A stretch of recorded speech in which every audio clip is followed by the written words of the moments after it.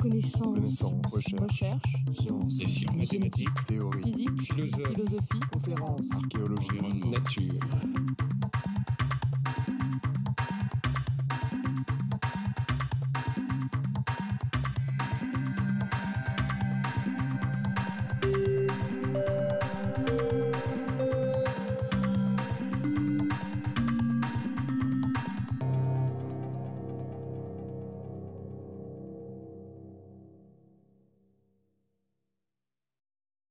Cher François, Monsieur le Président, mes chères Mesdames, Messieurs et chers collègues, je dois dire d'abord que je suis très heureux de modestement participer à cette réunion, d'autant plus que je ne suis pas un proche par la réalité quotidienne du travail de Jean Dosset, mais j'aurai l'occasion de vous dire à quel point sa présence et simplement son physique et sa silhouette nous ont impressionnés.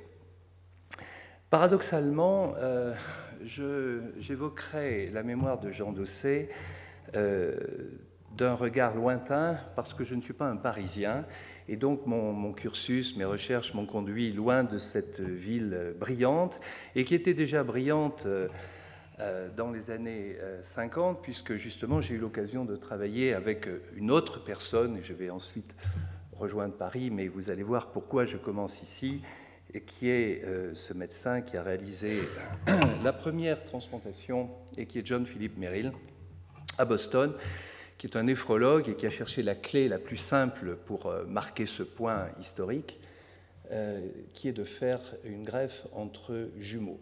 Et si j'évoque ça, c'est que John Philip Merrill est venu à Paris et à cette époque-là, ça continue toujours, mais à cette époque-là, c'était vraiment un centre puissant d'attraction. Et John Philip Merrill est venu ici étudier les gens qui étaient jumeaux pour s'assurer qu'il n'y avait pas de réponse immune, ce qui n'était pas tout à fait clair à l'époque, ça c'est dans les années 54-55.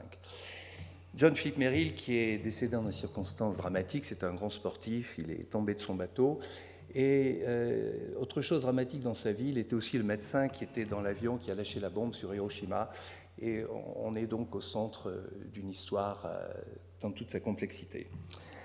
Alors, ce qui est intéressant, c'est que d'autres personnes venaient aussi frapper à Paris, et en particulier un grand du HLA, auquel, avec beaucoup d'élégance, Jean Dosset a rendu hommage lors de son prix. Ça, c'est une photo. J'aime beaucoup la photo que vous avez choisie. Cette photo est plus conventionnelle et c'est un peu un cliché, si j'ose dire, à d'autres photos avec d'autres formules que tout le monde connaît. Mais je l'ai trouvée quand même intéressante. Et donc, pour revenir au début de ma phrase, une autre personne qui frappait à la porte est Paul Terasaki, qui était un jeune japonais postdoc, et que Jean Dosset a un peu éconduit parce qu'il trouvait que son français et son anglais étaient déjà, si j'ose dire, très médiocres. Et quand on connaît le merveilleux anglais de Jean Dosset, c'est tout à fait intéressant, je trouve, cette anecdote. Alors, moi, j'étais un petit provincial qui allait de temps en temps voir Jean Dosset pour lui demander des choses. Et j'étais très séduit par l'homme et par son physique. Et pour moi, un physique comme ça ne peut naître que de quelque chose de très, très profond.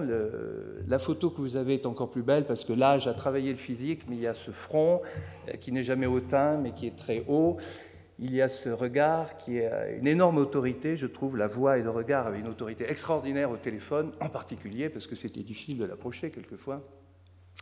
Bref, concis, et un regard aussi très bienveillant, c'est-à-dire un humanisme. Et pour façonner des visages comme ça, il faut avoir quelque chose dans le coffre, si on peut s'exprimer comme ça. Donc voilà, c'est les petits témoignages très modestes que je peux apporter à cette silhouette.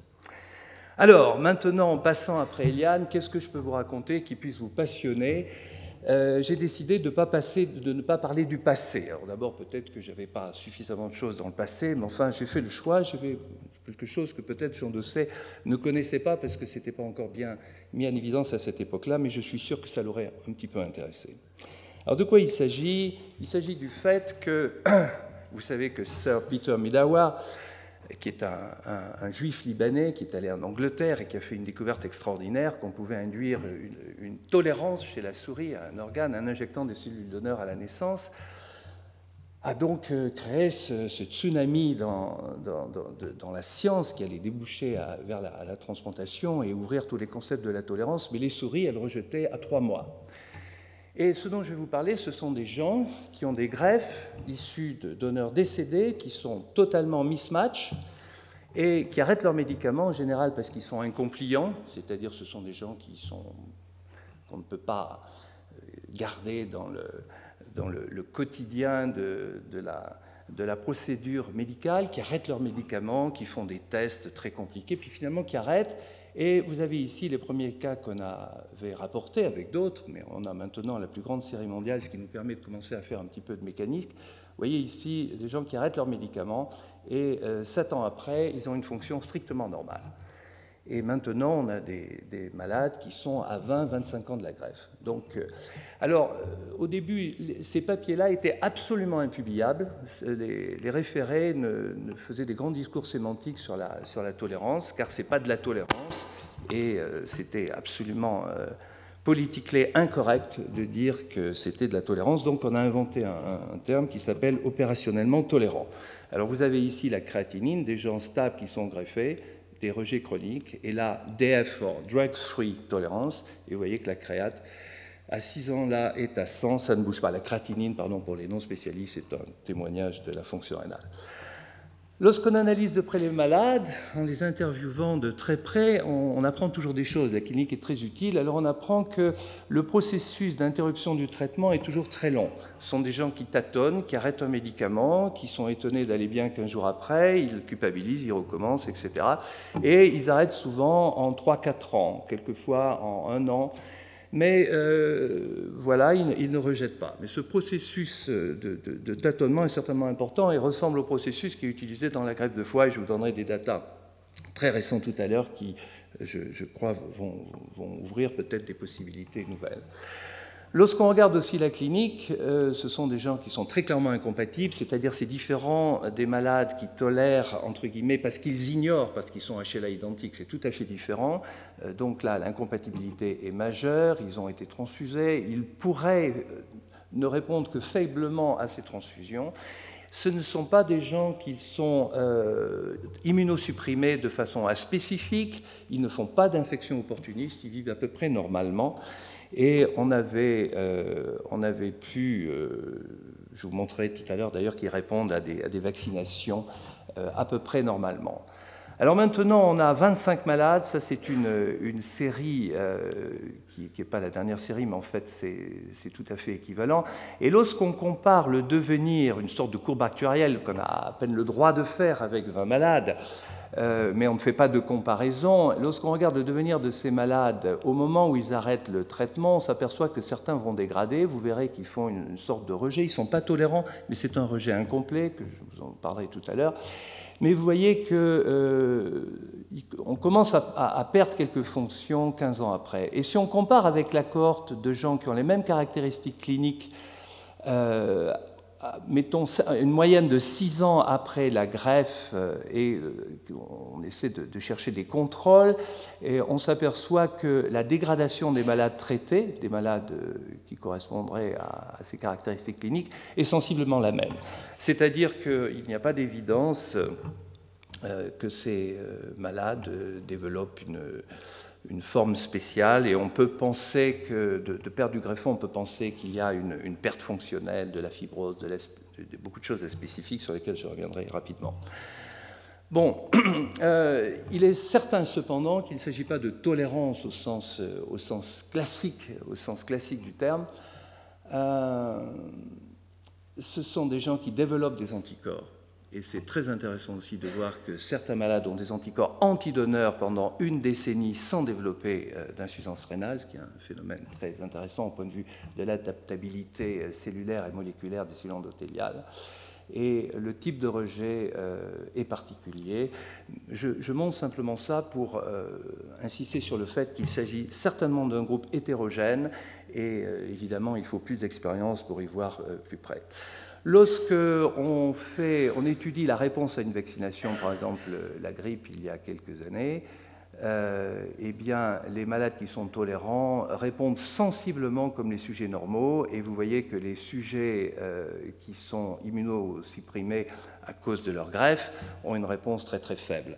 Donc ça, c'est une petite preuve expérimentale que la tolérance peut être spécifique, si vous voulez, parce qu'ils peuvent répondre correctement à une vaccination. Alors, maintenant, évidemment, nous avons quelques malades et nous essayons de comprendre comment ça peut fonctionner, quels sont les mécanismes, du moins de la maintenance et tolérance, car l'induction est très lointaine dans le passé. Alors, évidemment, on s'intéresse aux choses qui nous sont désignées par l'expérimentation animale, et ce qui est passionnant dans tout ce que je vais vous dire, c'est que tous les travaux sur la tolérance, auxquels aussi on a contribué beaucoup, nous amènent sur des fausses pistes, et que des nouvelles pistes apparaissent. Et là, je crois que le modèle murin, qui a permis énormément de progrès, montre aussi ses limites. Il va falloir penser à l'homme. Et je crois que Jean Dosset, si je peux revenir à son exemple, a toujours eu ce souci continuel aussi de revenir sur l'homme, et je crois que j'ai été influencé par cette vision. Donc on est un peu déçu, si l'on peut dire, de voir qu'il n'y a pas plus de lymphocytes T régulateurs, on a accès qu'au sang bien sûr, dans le sang que des sujets normaux. Vous voyez, il y a absolument... en termes de phénotype, il n'y a pas plus de ces cellules que tout le monde connaît, qui expriment ce facteur transcriptionnel particulier de FOXP3. Vous voyez les malades tolérants et les sujets normaux.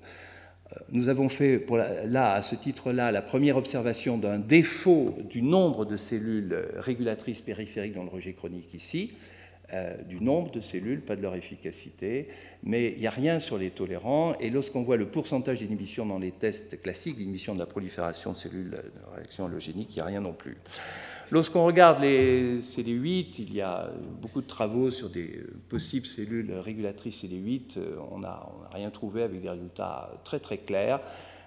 Vous voyez que les sujets tolérants ici ont un phénotype qui est tout à fait identique aux sujets stables, et les rejets chroniques sont très contrastés, très facilement détectables, si on peut dire, expriment des molécules agressives comme Cranzima, perforine, et manquent de certains récepteurs de surface comme CD28. Enfin, peu importe, mais il n'y a pas de phénotype comparé aux sujets normaux. Donc tout ressemble à des sujets normaux, ce qui est une certaine cohérence. Alors ça, c'est un procédé que Philippe Korisky doit certainement connaître, mais qui est un petit peu un homemade répertoire pour avoir une vision globale et un peu colorée, qui parle un peu comme une radio du poumon, si vous voulez. Et lorsqu'on regarde quelle est la sélection clonale en périphérie de lymphocytes chez ces sujets, eh bien, ils appartiennent pratiquement tous à un profil peu perturbé, très fortement contrasté des profils qu'on appelle 3 et 4, qu'on voit chez les sujets présentant des rejets chroniques. Et vous voyez ici qu'il y a un groupe de malades tolérants qui est très manifestement dans le profil des non clonalement perturbés, si vous me passez cet affreux anglicisme, comparé au rejet chronique. Donc il y a une sorte de quiescence en périphérie. Alors, jusque-là, on ne va pas très loin. Alors, si par contre on sort avec des anticorps adéquats les cellules qui sont sélectionnées chez les sujets, il y en a qui sont tolérants par rapport au rejet chronique, on a peut-être une première piste, parce que lorsqu'on fait une analyse PCR sur ces cellules sélectionnées, et très fortement sélectionnées, d'une manière générale, on trouve que les tolérants n'accumulent pas de cytokines inflammatoires. Alors là, il y a peut-être une suggestion, parce que ce sont des cellules mémoire, ce sont des cellules qui ont été fortement sélectionnées. Vous voyez, elles n'expriment qu'une partie de leur répertoire, et bien qu'elles soient sélectionnées, elles ne sont pas inflammatoires, elles n'ont pas les caractéristiques de cellules agressives que l'on entendrait après une sélection comme ça. Donc on peut se demander si les cellules mémoire sont kept under control, si elles sont assujettis à des cellules régulatrices ou si elles ont perdu leur fonction progressivement. Alors, une chose très importante qui nous a complètement focalisé, c'est le biais médical, si vous voulez, dans la stratégie de recherche. On pouvait choisir d'autres stratégies de recherche, mais on a passé beaucoup de temps pour voir s'il y avait une signature.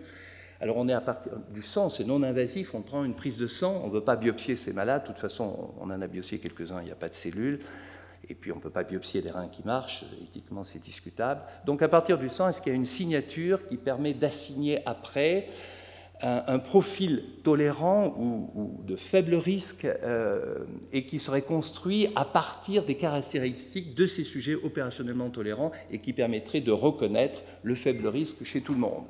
Alors on est parti des échantillons d'apprentissage, vous connaissez toutes ces stratégies, à cette époque-là on n'avait que 5 malades vraiment tolérants, et puis on a fait une étude en comparaison avec des rejets chroniques très contrastée, et on a sorti une signature qu'on peut réduire à 49 gènes. Et cette signature, lorsqu'elle est confrontée à des tests, à des nouveaux malades, qui viennent d'ailleurs de différents continents, est capable de reconnaître ici les 6 nouveaux malades tolérants, alors que la signature n'est reconnue qu'une fois sur des malades stables.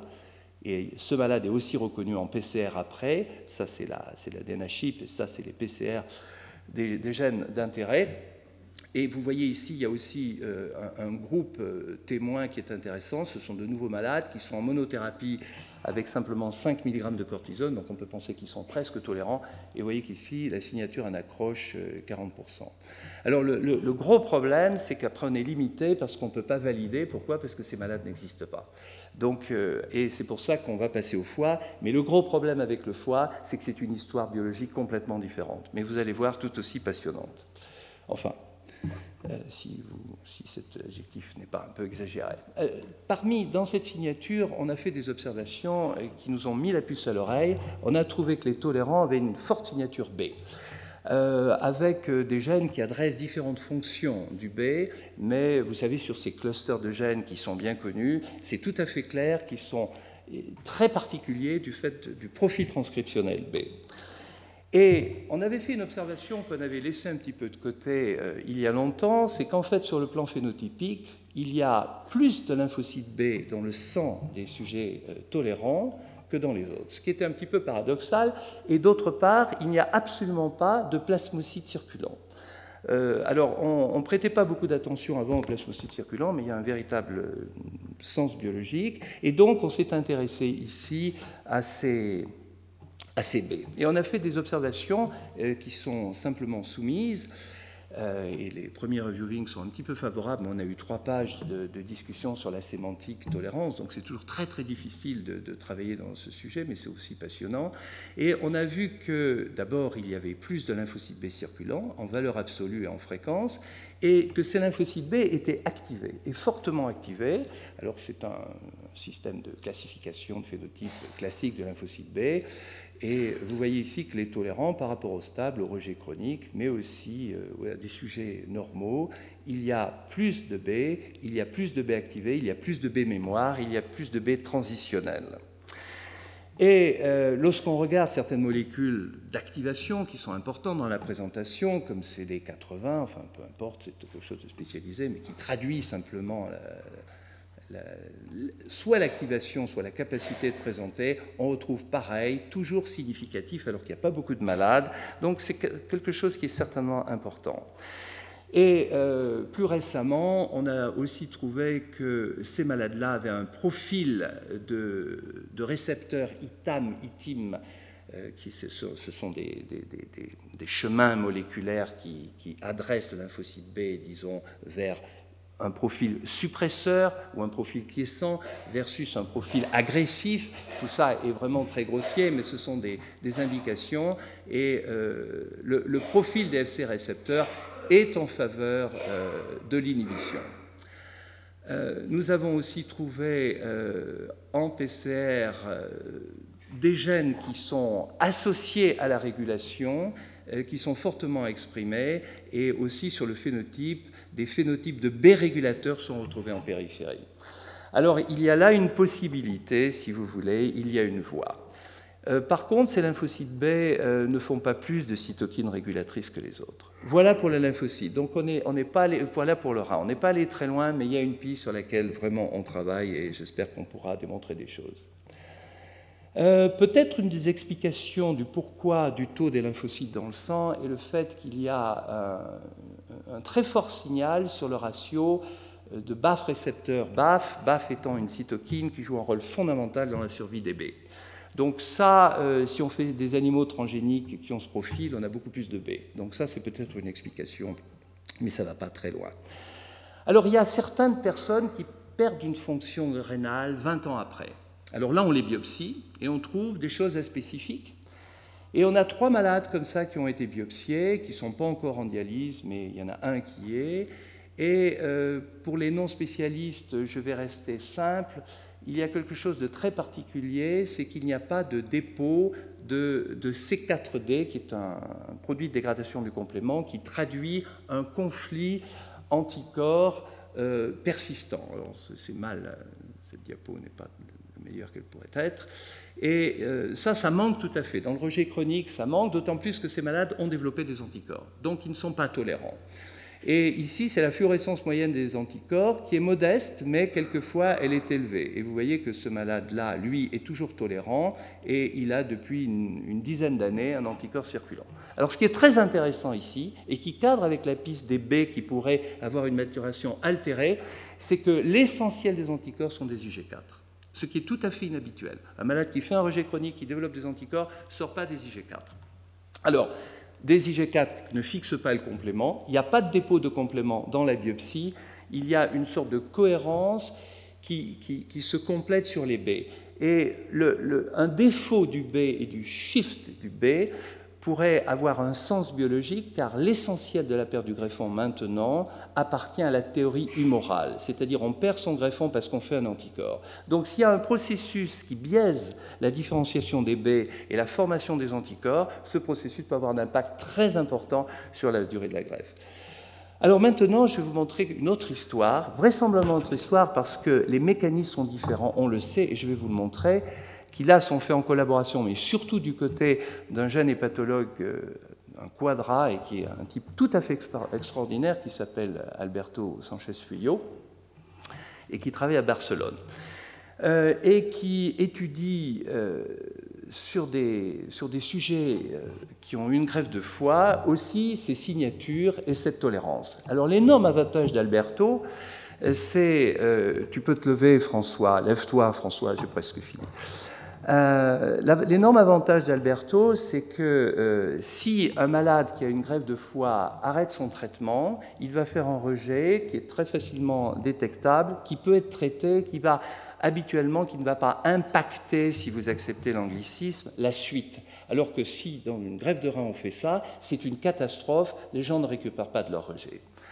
Alors je vais vous montrer des résultats vraiment spectaculaires qui sont prospectifs, d'accord ? Prospectifs. Alors voilà les derniers résultats d'Alberto. Si vous prenez des gens qui sont greffés depuis 3 ans, entre 3 et 6 ans après une greffe de foie, et ces gens-là, alors à ce moment-là, encadrés médicalement, pas des incompliants, encadrés médicalement, en 6 mois on leur demande d'arrêter les médicaments, eh bien il va y en avoir en gros 7% qui ne vont faire aucun mouvement des transaminases, aucun rejet. Si vous regardez à 6 ans, il y en a 33%. Si vous regardez à 10 ans, il y en a 60%.